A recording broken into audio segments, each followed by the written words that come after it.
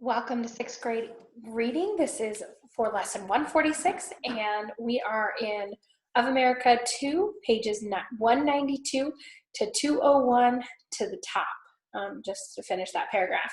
And we also are starting vocab list 30 today, okay? So I want you to get out that list and say these with me, okay? Gable, the space between the two slanted sides at the end of the roof. Gable, deprecatingly.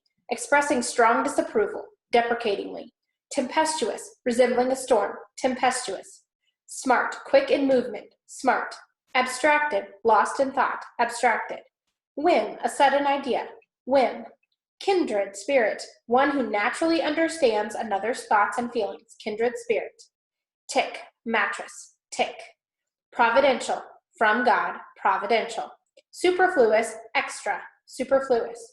Okay, we'll say those again. Gable, the space between the two slanted sides at the end of the roof. Gable, deprecatingly, expressing strong disapproval, deprecatingly. Tempestuous, resembling a storm, tempestuous. Smart, quick in movement, smart. Abstracted, lost in thought, abstracted. Whim, a sudden idea, whim. Kindred spirit, one who naturally understands another's thoughts and feelings, kindred spirit. Tick, mattress, tick. Providential, from God, providential. Superfluous, extra, superfluous. All right, very good. Before we get started on this story, this is one of my favorite stories. I think the girls will enjoy this. I hope you enjoy it, Ryan. This one is, even though it is about a girl, Anne of Green Gables is just a very good story, I think. The carpet bag would have been kind of like a duffel bag, maybe more resembling like a giant purse sort of idea. Muslin frill is like the lacy frill on that would be around like a collar. And so that's what those two are. Let me read the introduction, and then I'll start the story and let you finish it, okay? Canadian author Lucy Maud Montgomery achieved world fame with her book, Anne of Green Gables, published in 1908. Her work is still popular with young people, especially girls, okay? Because Matthew Cuthbert needed help on his Canadian farm, he and his sister Marilla decided to take in a sturdy orphan boy who could do the chores. They were both shocked when the orphan asylum in Nova Scotia mistakenly sent them Anne Shirley, a red-headed, mischievous girl, full of silly notions. The following chapters from Anne of Green Gables tell how Anne came to live at Green Gables. Marilla Cuthbert is surprised. Marilla came briskly forward as Matthew opened the door, but when her eyes fell on the odd little figure in the stiff, ugly dress, with the long braids of red hair and the eager, luminous eyes, she stopped short in amazement. Matthew Cuthbert, who's that? She said. Where is the boy? There wasn't a boy, said Matthew wretchedly. There was only her. He nodded at the child, remembering that he had never even asked her name. No boy?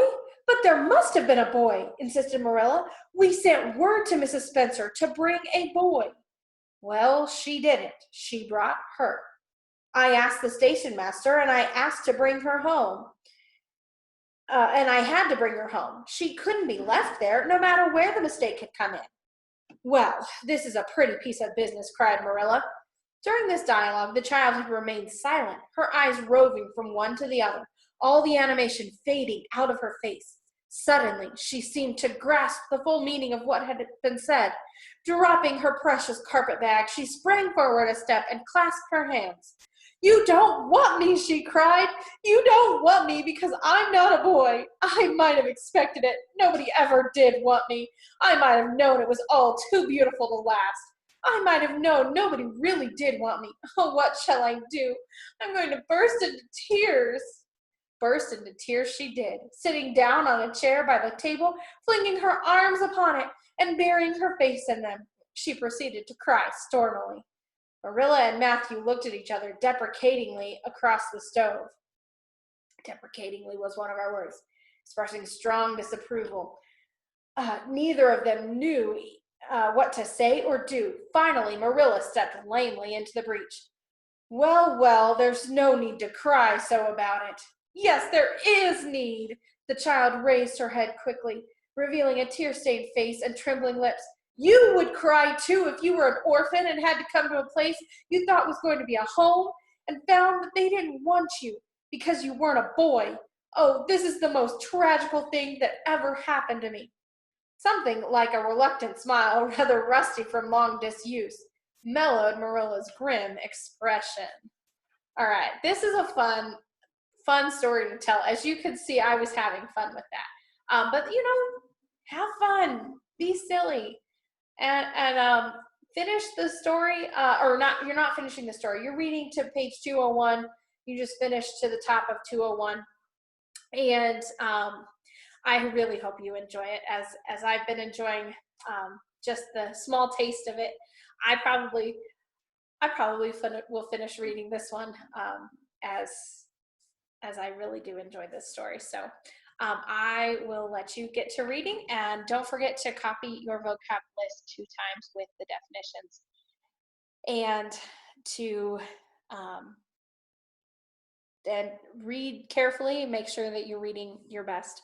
All right, we'll see you next time.